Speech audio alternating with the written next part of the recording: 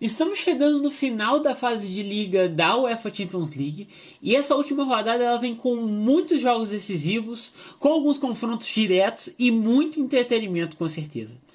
Hoje eu vou dar uma de palpiteiro e tentar cravar o que vai acontecer e quem serão os 24 classificados para a próxima fase da Champions League. E eu gostaria de também analisar alguns bons jogos que vamos ter aí na próxima rodada. Bom dia, boa tarde, boa noite. Sejam todos muito bem-vindos ao Imparcial Futebol Clube. Meu nome é Bernardo. Eu peço que você deixe seu like, sua inscrição, seu comentário, seu compartilhamento. E hoje nós vamos falar de Champions League. Nessa última semana nós tivemos a penúltima rodada da Champions e houveram algumas mudanças na zona de classificação, mas em resumo, para falar bem rápido, se você quiser pular essa parte pode pular.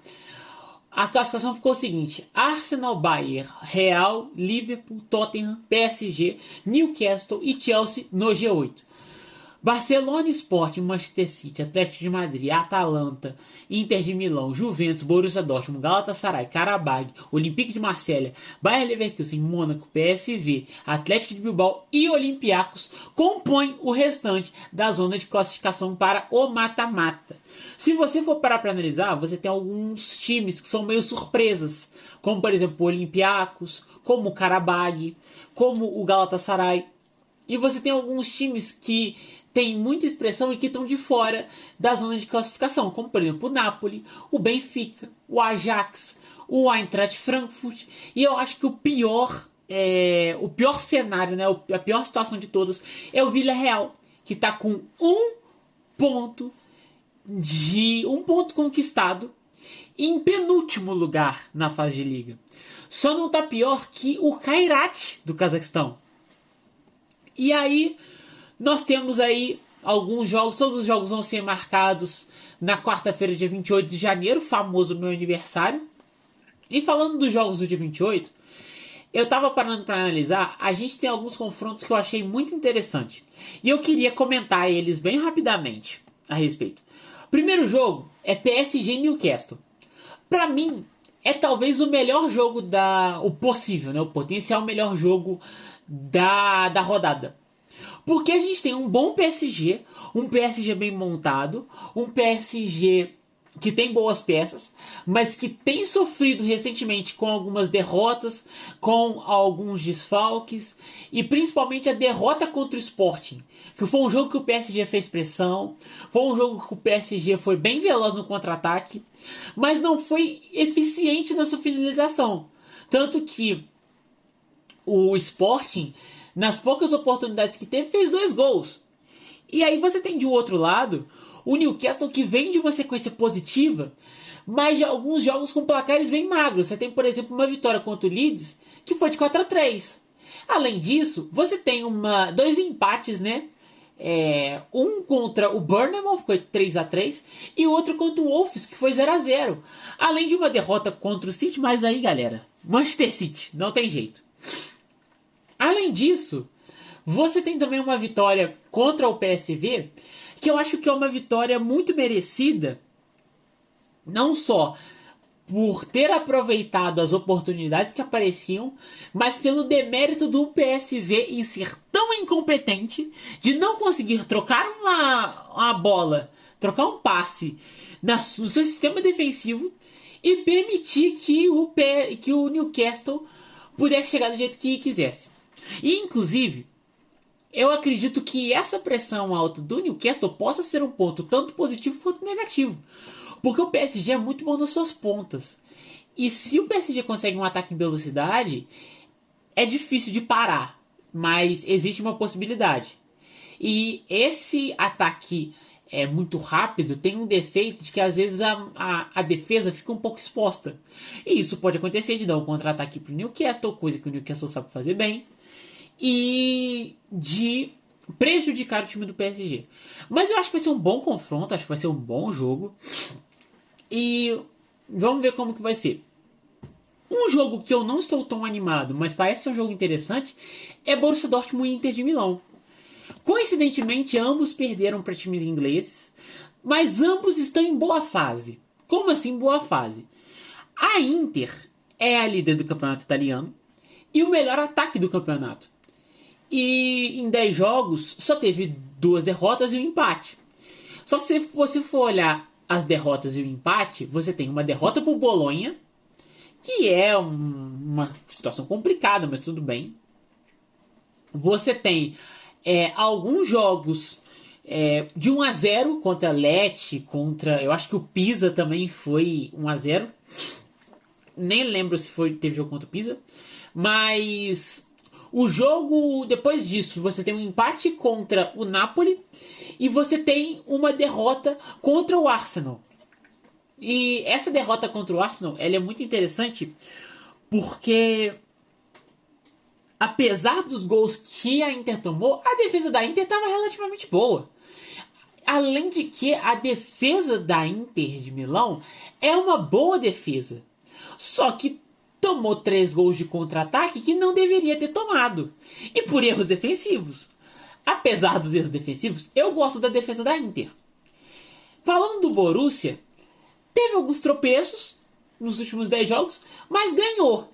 Sabe, teve um empate contra o Eintracht Frankfurt, teve um empate contra o Freiburg e teve uma vitória muito magra contra o São Paulo, com um gol nos acréscimos. A maioria desses jogos, os gols foram marcados mais no acréscimo, mais nos minutos finais do jogo. E geralmente era o Borussia Dortmund que empatava ou que virava o jogo. Eles estão em segundo lugar por motivos muito óbvios, né? Temos psicopatas jogando bola na Alemanha. E alguns feitos interessantes é eles terem o terceiro melhor ataque do campeonato alemão, saindo atrás de Bayern e Eintracht, e a segunda melhor defesa do campeonato, saindo, óbvio, né, Bayern de Munique. Ambos os times tiveram desempenhos bem parecidos. A defesa ok, tirando o detalhe do Borussia Dortmund de ter jogado com 10 jogadores durante quase um tempo e meio. O ataque do Dortmund nem tentou. O ataque da Inter tentou e não conseguiu. E isso eu estou falando dos últimos jogos, né? No jogo do Tottenham, o Borussia Dortmund tentava chegar, só que não encaixava. A Inter de Milão perdeu muita chance. A Inter de Milão perdeu pelo menos umas 2, 3 chances ali que poderia ter matado o jogo, poderia ter reacendido o jogo. Eu acho que vai ser um jogo bom, mas não coloquem muita expectativa. E aí eu tô aqui com um jogo que eu tô impressionado que eu coloquei esse jogo. Mas é pela mera ilusão, que é Atlético de Madrid e Bodo Glimt. Por que eu tô colocando esse jogo? Porque é um jogo de desesperado. Essa vitória que o Bodo Glimt teve contra o City deu para eles uma chance de se classificar para o G24. E aí é que tá. É a primeira vez na fase de liga que o Bodo Glimt participa. Então, o que acontece? Por ser a primeira vez que o Bodo Glimt tá participando, ter uma chance de jogar os playoffs é uma chance e tanto. Principalmente agora que com essa fase de liga deu mais oportunidades para times de menor expressão poderem disputar, né, os playoffs, as oitavas e tudo mais. E o Atlético de Madrid tem chance de se classificar para o G8. Então vai ser um jogo de maluco. Talvez seja Harambol no seu ápice. Com certeza. Mas eu acho que pelo desespero, eu acho que vai ser um bom jogo. Não acho que vai ser um mau jogo, não. Mas o Bodo Glimt vai ter com certeza um grande desafio, que é a defesa, a melhor defesa da La Liga, né? Junto com o Real Madrid. Então, mais um jogo que eu quis colocar aqui, que é Napoli-Chelsea.